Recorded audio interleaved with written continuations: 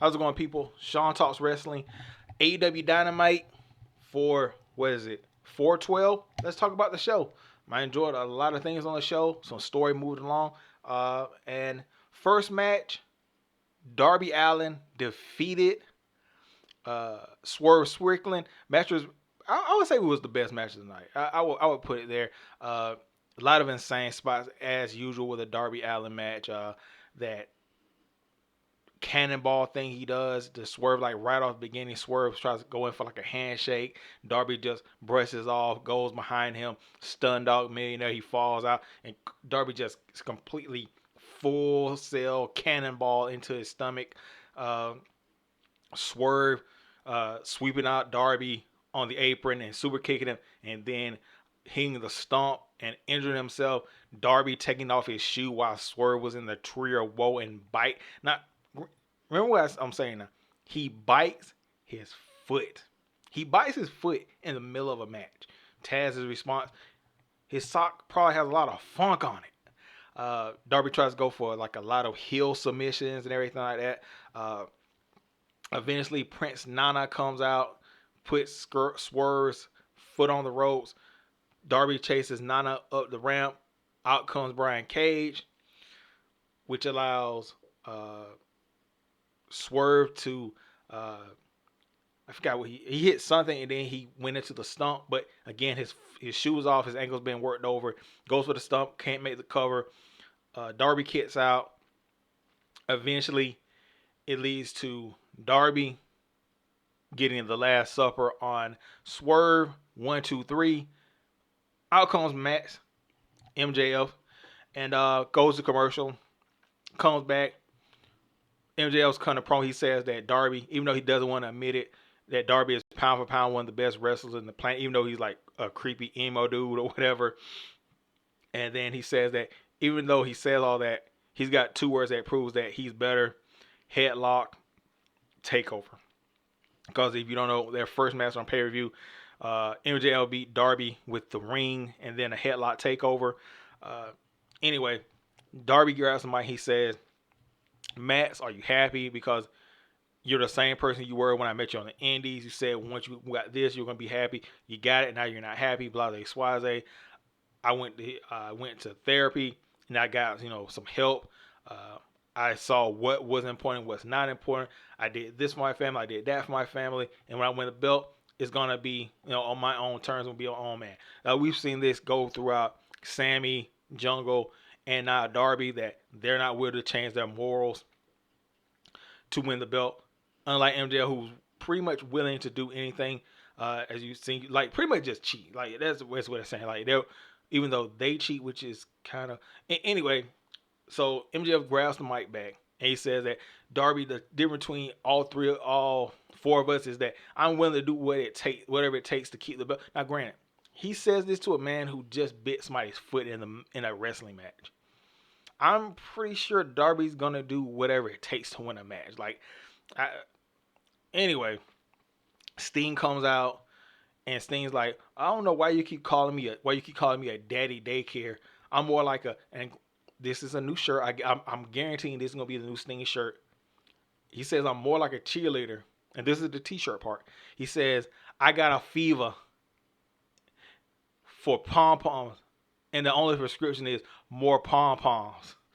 If you don't know that joke, you're not old, I guess, and you don't know who Christopher Walken is, probably not. But anyway, he says pretty much the whole promo is like Sting is saying, yes, he helps Darby, but everybody has help. MJF had help from Cody.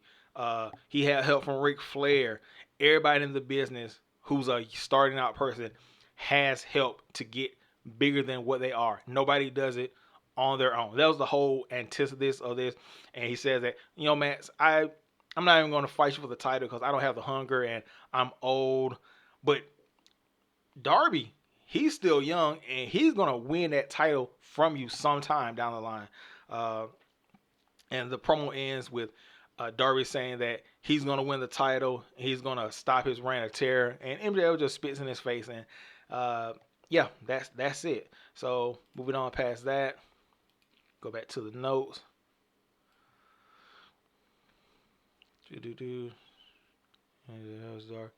Darby. Oh, uh, you had Powerhouse Hobbs defeating Silas Young in like less than a minute, and it was in Silas's whole. Now the question you have to ask when you see this match is, what did Silas do to make Tony so mad? What? Cause okay, so the match happens, he gets beat up, then like for some reason Hobbs is like, yeah, this guy just be like less than 30 seconds, I'm gonna powerbomb him through a table, like just for no reason. Uh, but then it goes on the big screen. It's Wardlow. He's like, uh, his new car he got. I'm gonna tear it up. He like tears it up, beats it with a bat, beats it with this, that, grabs a forklift. He's a certified forklift driver. So, you know, Wardlow being the certified forklift driver he is, he's raking in bank on both sides. I mean, anyway, he forklifts the car over. Uh, and then he comes out, beats up Hobbs. They get separated. Aaron Solo grabs on Wardlow's back. He gets slammed off, and then he gets so. First of all, they have two tables set up on the bottom. They're like side by side. Wardlow slams Solo not through both of them to like cushion his landing. He slams them through one, and his head goes like hits the back of the other one. Excellent, excellent work, excellent. Botchamania worthy. And I'm just joking because I know that shit's probably hard to do, like because controlling a human being, at least picking a human being up, that's got to be hard. But still, prayers up to Aaron Solo. Next match, the AEW International Championship. You had Orange Cassidy defeating. Oh, sorry, it's like Buddy Matthews, and this match was not easy for Orange Cassidy. A lot of stumps in this match to the hand. You had a point in the match where I kind of don't get this from Buddy Matthews, like the doctor trying to check on Orange, and if the doctor had said, "Yeah, call this match off," he would have won the championship, but he kept interrupting the doctor, which is like, just know your rules, like, yeah. Uh, anyway, like I said, a lot of stumps took Orange's hand because the hand had been injured previously a couple of weeks ago. Uh, Buddy Matt, I like this spot in particular where Buddy, he was going for some move. Yeah, like Orange Cassidy had like passed out or whatever. And he had asked Buddy first. Buddy had asked Orange Cassidy to hit him, but because of Orange's hand, it didn't have the same effect. So Orange is in that same position, and he asked Buddy to hit him. And when he did it, he fell out. Buddy goes to the ropes. Orange Cassidy pops up per usual in his little like a sneak spot, but Buddy's ready for it this time. Cassidy goes for the punch. Nobody's there. He goes for the stump. I just thought it was a pretty cool sequence, just because it showed that he's paying attention to stuff that Orange Cassidy does, like lulling people into a false sense of security. But the match ends with I think Buddy tried to go for his finisher. Sorry, it's like that pump handle slam and a pump handle driver. I think you're a pump handle driver, but Orange countered it into into the mousetrap pin, so he survives another week. With the title, how long can it last? Who's going to be the person to take it off of him? I didn't think it was going to be Buddy Matthews because Buddy has the three. He's part of the six man tag team championship. So they're probably going to try to find some team to go against them. Anyway, Swerve Strickland was backstage with the embassy, and he's holding the shoe that Darby took off. He's like, "Okay, all right, whatever, Darby, you beat me, but that just shows that I taught you everything I know, and I'm gonna get back to you later." Foreshadowing. I'm gonna get back to you later. But I got other fish to fry. I got beats, and he stops and he's like, you know what? Mogul Field, we're not leaving without something. He's talking pretty loud. He's like something, and I was like something, and that would be something for later on in the show. So moving on past that, let's see. Oh yeah, this is when the crowd went completely wild. So Ethan Page is in the ring. He insults the crowd, says he looks better. Then he called out Matt Hardy.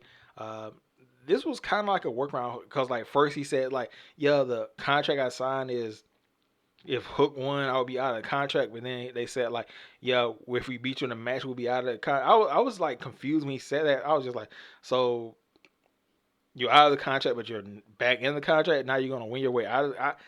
Whatever. Uh, then they get jumped. Cassidy, Isaiah Cassidy, and Matt get jumped by Big Bill and Lee Moriarty. They're getting beat up by the firm. Out comes Hook. Hook takes out Moriarty. Takes out Ethan Page. He tries to like hit a move on Big Bill. Big Bill too big. He tries to go for a choke slam. Choke slam to get counter into a prelude to a over top suplex, T-bone suplex or whatever. Ethan Page and Moriarty get back in, beat up Hook. They're beating up all three of the guys. Hook, Cassidy, and they're beating up Charlie in the background. You can Charlie, look at Charlie, and Matt Hardy. So all three of them getting beat up by the firm. And Jeff Hardy comes out. Music hits. The crowd goes insane. No stopping for dancing this time, thankfully. Jeff Hardy comes back. The crowd's, like I said, very excited to see Jeff Hardy. I mean, who's not excited to see Jeff Hardy? So comes out, beats up the people with a steel chair, twist of fate on Moriarty, a swanton, and I probably get where they're going.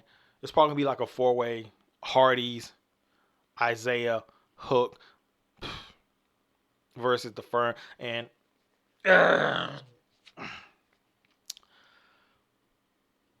it started off good for Hook with the FTW Championship. Now the FTW Championship is horrible. It's a horrible championship that has no prestige. Like Rick Starks kind of was bringing the prestige back to the belt. I thought Hook was gonna like raise like, oh my god, this young unstoppable like champion who's like his father but better. He's like, but now he's doing this and like he doesn't defend the belt. Has no fuse for the belt. It's like the FTW belt is just completely worthless. Just completely trash. And I'm excited to see Jeff Hardy back, man. I hope he stays clean, stays well. Hope we can see him more. And yeah. Anyway, I mean, if Jimmy Uso can do it, why not Jeff Hardy? Why not? Moving on past that, Claudio and Moxley beat up Brandon Cutler and Nakazawa. Now, granted, Nakazawa, he put in a damn good effort in this match. I'm not even gonna cap on you. Brandon Cutler looked like an idiot. And no offense, but this is just small critique. It's small. I'm just like tiny. He's first of all, he's busted open with the mask, and he's like got the blood running. He's fighting John Moss. He's like doing the clothesline. The clothesline not working. Why not just take the mask off and like and then just hit him and knock him down, just like Moss. Let me get just this one clothesline. Just let me just get one clothesline, bro. I'm gonna take the mask off, but it ends, and I guess in a no contest or disqualification. I can't really tell. The bell just rang and they were beating up the guys, like just stomping a mud hole, walking it dry. They get on the mic and like, Mox gets on the mic. He's like, "You guys aren't elite. We're elite." Out comes Kenny, like Heyman last week. Instead, the Bucks sneak Claudio and Wheeler from the back. They super kick both of them. Moxley left in the ring by. Sorry, it's late. Moxley left in the ring by himself. He gets BTE triggered. Then Kenny tries to go for him with a screwdriver. The BCC pull them out, and we're getting closer and closer to blood and guts, I guess, or maybe it's gonna be the Wembley. Will they have blood and guts at the Wembley, or what? I don't know where they're gonna have the match, but we know it's coming to the head. The Elite versus the BCC. RIP the Dark Order. Like they've got to run off to ROH to face the Righteous, and it doesn't get any better for that. Like the Righteous are that all those guys. Like they got the theme music event. I'm not gonna talk about the Righteous because I'm gonna feel some type of way. The Righteous are, hey man, it's the Righteous. So moving on past that, the Outcast beat Rio and Sky Blue. Nothing to see here besides Tony Storm's ass, like which is just like I'm gonna keep it PG, but yeah, Tony Storm's ass, like just amazing, amazing work of art. Um, then you had the main event. You had Chris Jericho defeating Keith Lee. This match was kind of what you would think it would be, slow in some parts. Keith Lee showing glimpses of superhuman strength. Chris Jericho cheating. Chris Jericho showing craftiness of a veteran. Daniel Garcia out there discrediting Keith Lee. But I guess kind of a shock, but not really a shock. Swerve comes out while the referee's distracted and hits Keith Lee with a skateboard. Probably foreshadowing as the next pay-per-view. So he hits Keith Lee with a skateboard, and Jericho picks up the victory. 1, 2, 3. But we're not finished here because Keith Lee, he's like on the ground. He's like, my head. And out comes Adam Cole, and he does the same thing that Jericho did for Daniel Garcia when they had a match, and he looks back the same way Jericho did. So, hey man, I told everybody, Adam Cole, baby, I love Adam Cole. Jericho feud, take it in, man. Take it in. He's gonna hop on that Jericho ride, and Jericho just gonna get on and just ride. You got some charisma. Where's my charisma, boy? Where's your papa? Where is it? I don't know what I'm saying, but you get the drill. You get the drill. So I don't know. Will Adam Cole versus Jericho be a bad match? I'm talking crap right now, but it has potential. It should be a good match. It should. I mean, Jericho's one of the all-time greats. Adam Cole is Adam Cole. On paper, this match should be a 100% banger, but something in my mind tells me I'm going to be disappointed. I hope I'm not, but something tells me to get ready for disappointment. So, anyway, I'm going to get out of here. AEW Dynamite. Tell me your thoughts and opinions down below. Tell me what you thought about the show, what you hated on the show, what you liked about the show. And, are they going to make Sting? I need more pom pom. Does that need to be on a shirt? Anyway, I'm going to get out of here. Like, subscribe, do all that. The more likes, the more subscribers, the more views, the more I don't know, the more eyes can go on this product. Anyway, I'll catch you guys later. Peace out.